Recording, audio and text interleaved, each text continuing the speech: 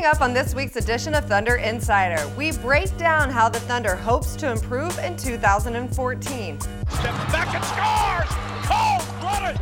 Oh, so cold-blooded!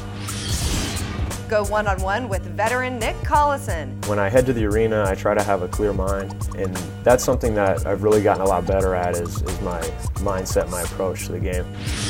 And introduce you to one of the Tulsa 66ers guard with a Tulsa connection. It's fun to be back. It was like a second home for me for 4 years. It's all coming your way starting right now.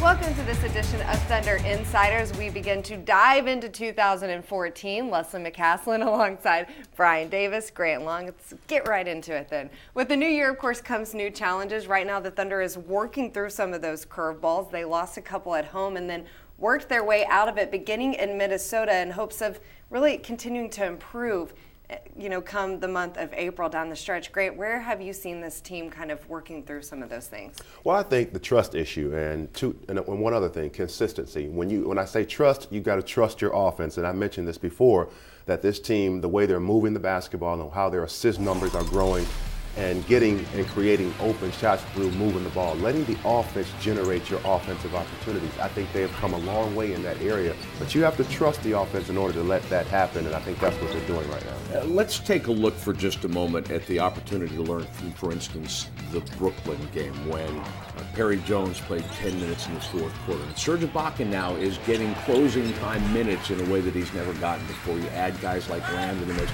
Leslie and Grant, I want to go back to a game in January of 2011 at New Orleans when Kevin Durant and Russell Westbrook had to go through the exact same experience against then Chris Paul and the then Hornets. You don't learn how to do it right most of the time unless you stumble a couple of times in a similar situation. So what we saw against Brooklyn last week is going to pay dividends for those less experienced guys going forward. What is the hardest thing when you're a young player to figure out?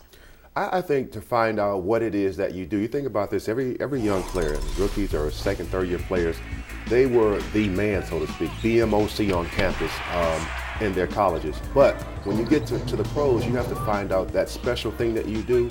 How do you bring it to the pro level? Because if you were a shooter in college, you may come to a pro team, they already got a shooter. So how are you going to impact the game? You got to find a way to show your coach that you can do something that moves the needle when you're on the floor, that impacts the game when you're on the floor.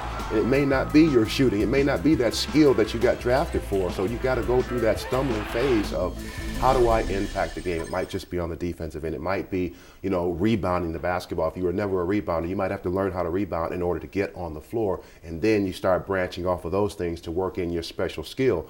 That's the biggest adjustment, I think, for young players. You bet. And Derek Fisher even said that this week. He said answering those questions of who am I, what's my role on this team, and not being worried about how many shots I'm going to get is why the bench in particular has gotten to be better. But one of the things this team has also had to learn is how to close out games. It's not just the young players, it's guys like Kevin and Serge and figuring out what they need to do to be better in the fourth quarter. And here's what I like, and I'll let you explain why, but I'll tell you the what. The what is that the Minnesota game was the sixth time this year the Thunder has trailed going into the fourth quarter, usually by double digits, somewhere in the fourth, come back and won that ball game. Well, here's the thing, there's a trust factor in the fourth quarter as well. And I think as a unit, when you're on the floor, you got to understand what your first, second, possibly third options are depending on what the shot clock suggests. Obviously, Kevin Durant is number one option. Russell Westbrook, if he's on the floor at the same time, it's almost a 1A, 1B. But you've got to create scenarios for those guys to have a chance to dictate the outcome of the game. If they don't have a shot, you want the ball in their hands because they're going to make the right basketball play. You hear Scott Brooks say this time and time again. Move the basketball. If you get double teamed, don't worry about getting the assist. Just get rid of the ball and trust that your teammates will make the right play after they have the ball. And I think that trust factor, not only in the first quarter, it also has to hold true in the fourth quarter when the game is on the line. It also helps when Kevin Durant has 48 points and most of those in that fourth quarter. I mean, that was fun to watch. But in essence, though, Leslie, when you say, he had a great fourth quarter, But if he doesn't share the ball throughout that game and forces everybody else to be active on the offensive end, now all of a sudden the defense says, I can't leave Thabo or I can't leave Jeremy Lamb because he's having a great game. Now Kevin Durant gets the one-on-one coverage. And then they come back to Oklahoma City against Boston, and they keep going what they started late in Minneapolis. And I think that's the important thing. Don't just rest on that one night. Okay, woohoo, came back, won the ball game. Now we got business again, not even 24 hours later. And if you look that night, Durant 8 assists without a turn, Jeremy Lamb 6 assists without a turnover. I would say that is now part of the process as well. They don't rest. They just keep on going and building from night to night. You bet. In back-to-back games, learn how to play from behind and then with a lead against Boston. Well, here is what Coach Brooks and some of the players had to say about being better near the end of games.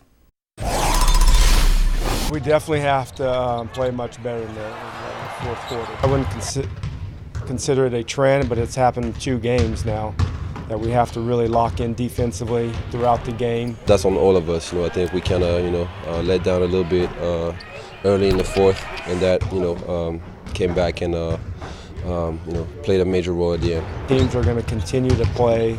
It's a 48-minute basketball game. You got to take a shot every 24 seconds, so you have to be focused on getting stops. There you go, Carlson. That's how you close out on a shooter. We want to win every basketball game, and guys take it to heart when we lose. And the best part about our group is that we want to learn so quickly on our mistakes. And I think that's why we've been good after losses. And so everybody comes in, puts work in, figure out what they did bad last game and try to correct it. Lamb rebounds and lays it in. Jeremy Lamb soars and scores. I think it's a good balance that we have, and with guys getting more mature and understanding the game, year after year, I think we're getting better. First of all, I thank the coaches for working with me, when I wasn't playing, getting me in 3-on-3, give me extra conditioning in. Just out there, just doing my best defending, shooting an open shot, staying aggressive. Just out there playing basketball. We have to continue to do what we've done in the past, continue to find the open guy and let him make the quick decision. Outside the arc, he scores again. Ahead on Thunder Insider. That's one thing I noticed about getting older. Sometimes I need that little bit of adrenaline from the crowd or just knowing it's a game.